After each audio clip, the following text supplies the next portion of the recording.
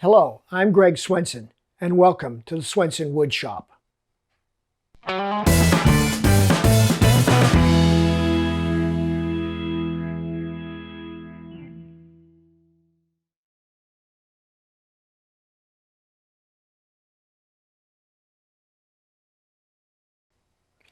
Thanks for selecting my channel.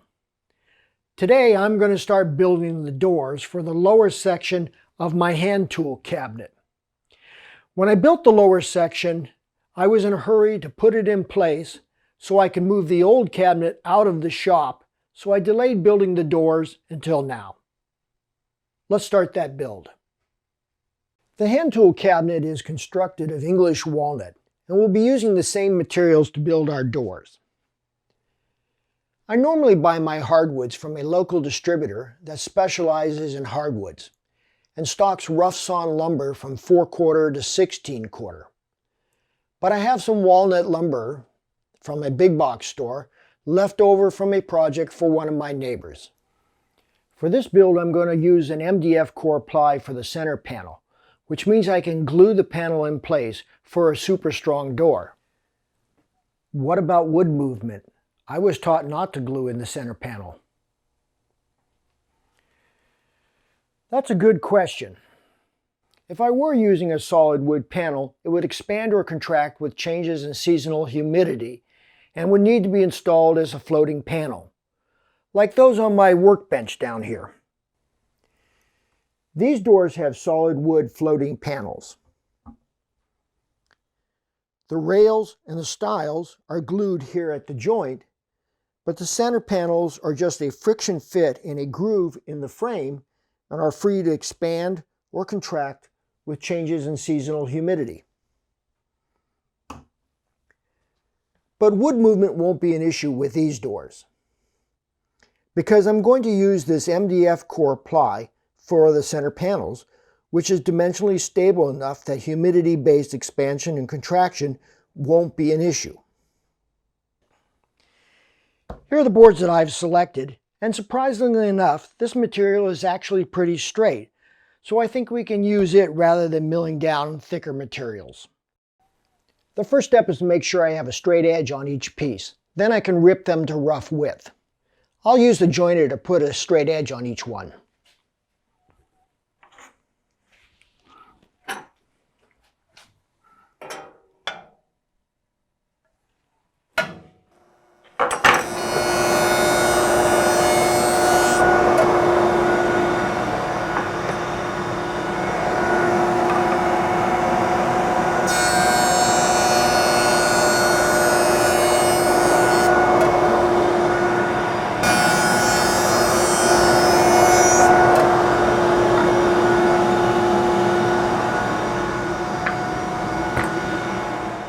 Now that each piece has a straight edge, let's rip them to a rough width on the table saw.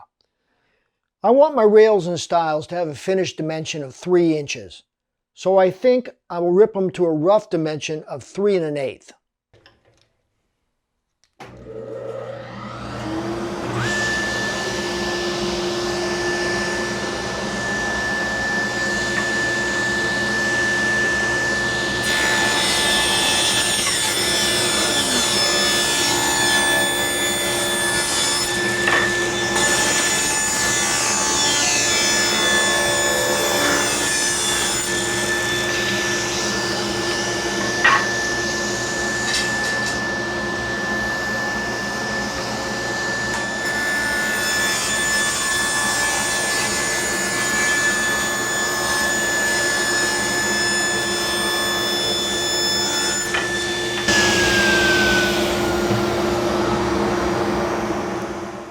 Good morning. It's day 2 of our cabinet door build, and these are the pieces I have decided are going to be the rails, and these are the stiles. Now I need to cut the rails to length. I've calculated the length of the rails by taking the finished width of a cabinet door and subtracting the width of the stiles on either side to get the exposed or visible length of the rails. That's 14 7/8 inches for these doors. The coping cutter set I'm using is designed to cut a 7/16 inch long tenon. So adding the tenon length on either side of the rail to the exposed or visible length gives me an overall length of 15 3/4 inches. Let's cut those to length.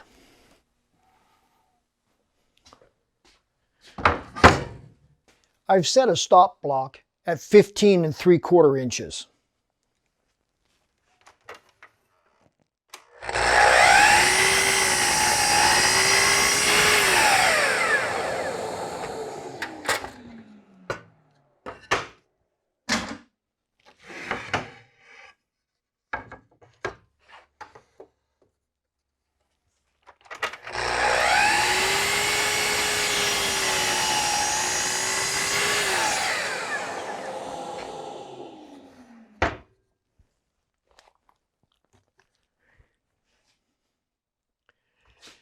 Now that the rails are cut, let's head over to the router table.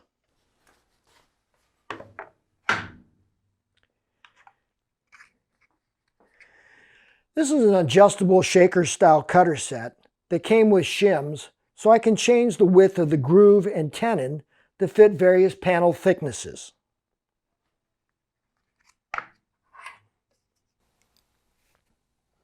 I've shimmed the spacing between the coping cutters to be the same thickness as the center panel, plus 4/1000ths of an inch, or about the thickness of a sheet of paper. I've also set the height of the coping cutter to be offset from the center of the rail, so I'll have a little more room on the front inside edge for a bevel similar to those on the top cabinet. I'll run a test cut and make certain I've got the setup correct.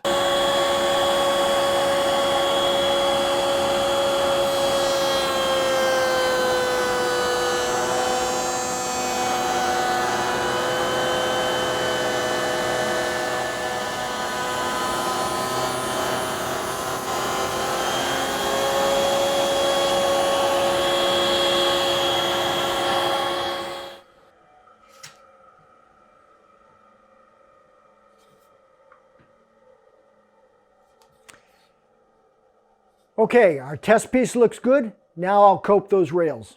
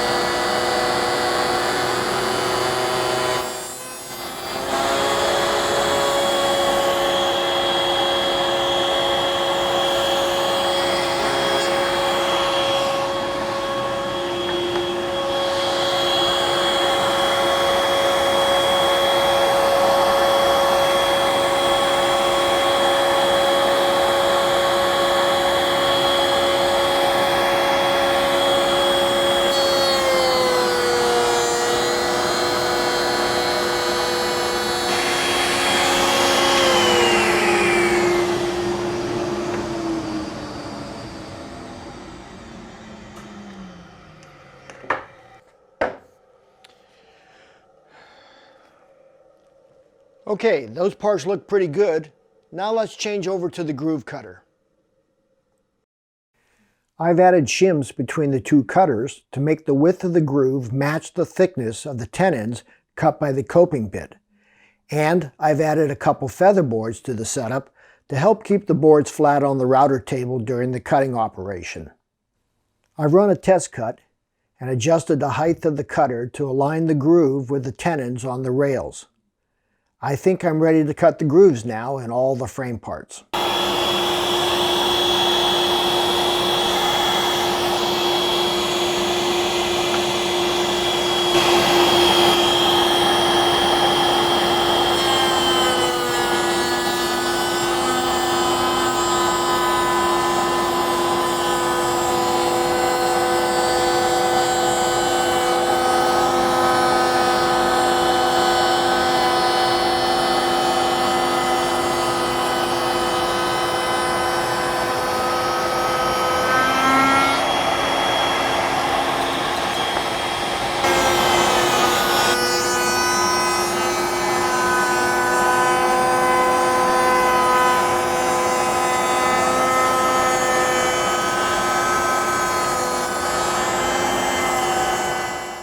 I see I have some splintering along the edges of the groove on several pieces. That frequently happens when the wood where the rotating cutter exits is unsupported by a backing surface to hold the grain under compression. I could have set up a zero clearance fence to avoid this, but I added an 1/8 inch to the rough width of the rails and stiles in anticipation of this issue. I'll run these parts through the joiner to clean up the edges, then I'll give them another pass through the groove cutter. Splintering won't be an issue because we'll only be cutting the wood in the bottom of the groove.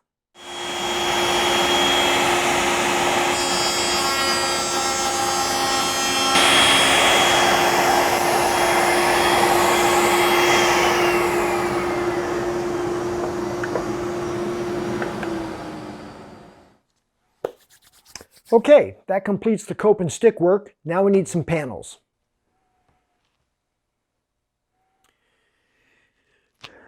Okay, I've dry fitted the frames and they look pretty good. I'll verify some dimensions and then we'll cut the panels. I've calculated the height of the center panels by taking the finished height of the cabinet door and subtracting the width of the rails to get the exposed or visible height of the panels. That's 18 inches for these doors. The groove cutter cuts a 7/16 inch deep groove, so adding the depth of the groove on the top and bottom rails to the exposed or visible height gives me an overall height of 18 7/8 inches. The panels need to be the same width as the rails, which is 15 3/4 inches, so the center panel dimensions are 15 3/4 by 18 7/8. This is the veneer ply I'm going to use for the panels. Let's see. 15 3/4 by 18 7/8. I can actually cut the panel a little smaller than those dimensions to provide room in the groove for some glue squeeze out and to make certain that our panel doesn't bind and prevent the frame joints from coming together tightly.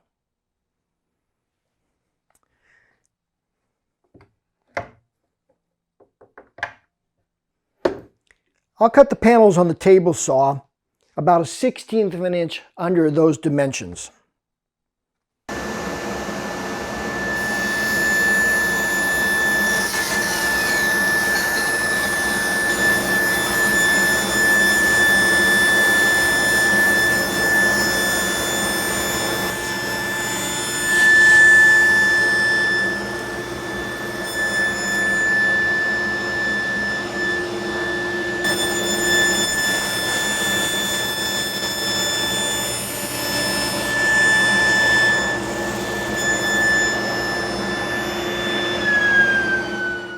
Okay, we have all our parts now. Let's dry fit them to see how they fit.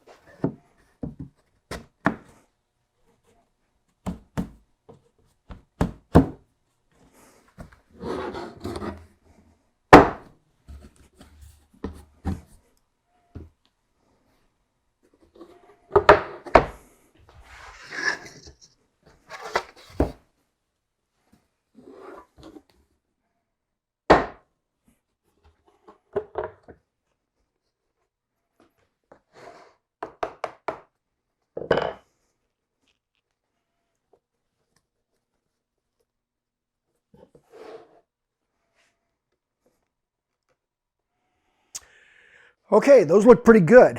Now we need to cut some bevels on these front inside edges to match the bevels that we have on the upper doors. My frame parts are not thick enough to cut a bevel as wide as these, but I can still mimic this design element with a slightly narrower bevel. Remember back when I was coping the rail ends, I mentioned offsetting the coping cut from the center to make room for a bevel? This is the bevel I was referring to. I'll trim the stiles to length, and then we'll use the router table to cut those bevels. I marked out the start and stop points on each of the frame parts, and I've set up the router table with an adjustable bevel cutter set at 45 degrees. I clamped some start and stop blocks to the router table fence to control the length of the bevel cut, and I ran a test cut and made some adjustments.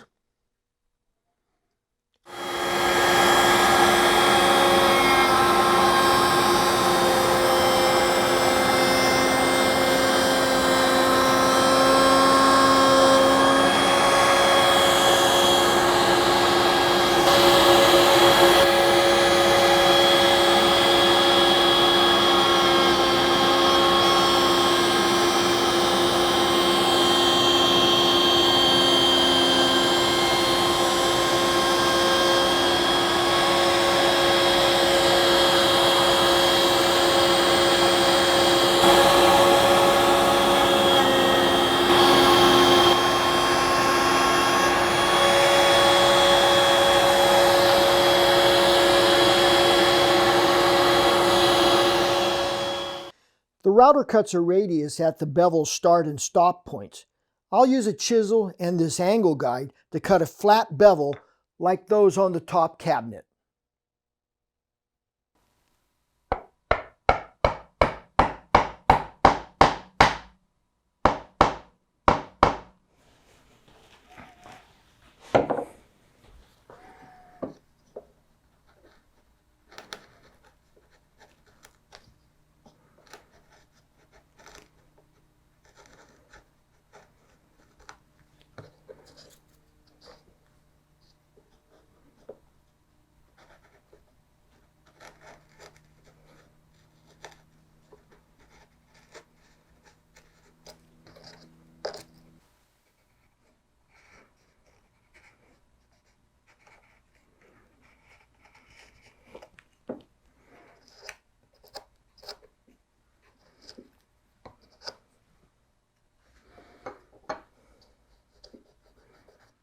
Okay, we'll clean that up with some sandpaper.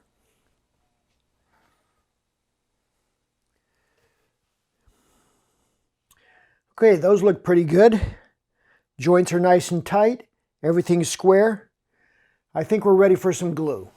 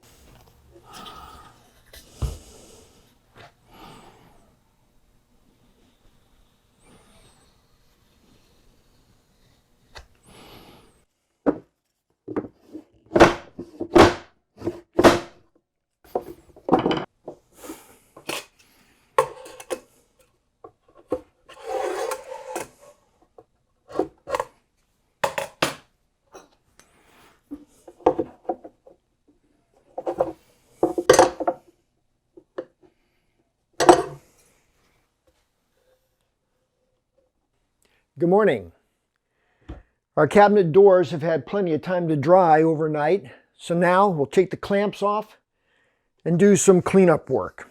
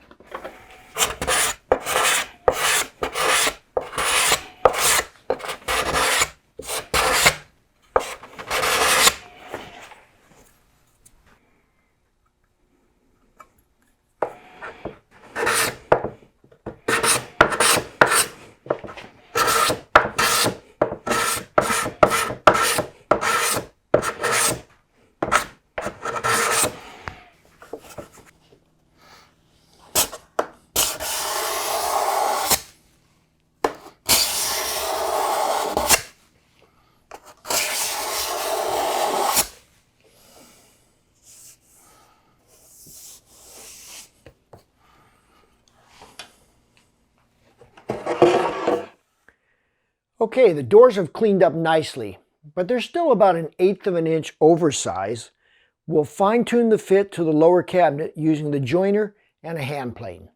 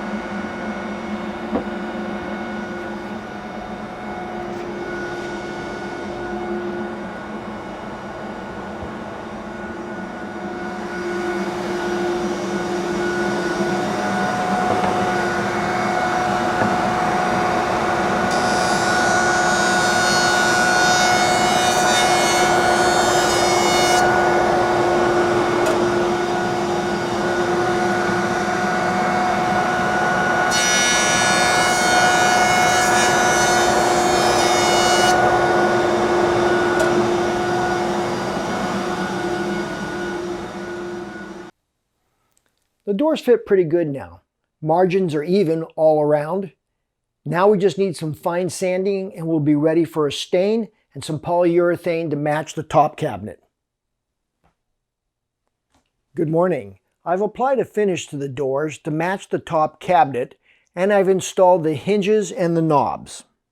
I would have preferred knobs to match those on the top cabinet. These knobs are wood turnings with an inlaid center.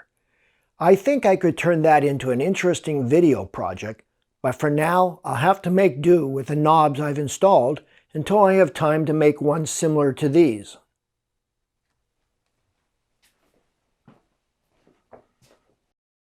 So that completes my cabinet door build. I'm happy with the way the doors turned out, and I hope you found this video interesting and informative. If you like this video, please leave me a comment. And as always, please subscribe to my channel. For additional projects and to read some of my blog articles, head over to my webpage at swensonwoodshop.com. Till next time, I'm Greg Swenson, and this has been the Swenson Woodshop. Now get out in your shop and build something.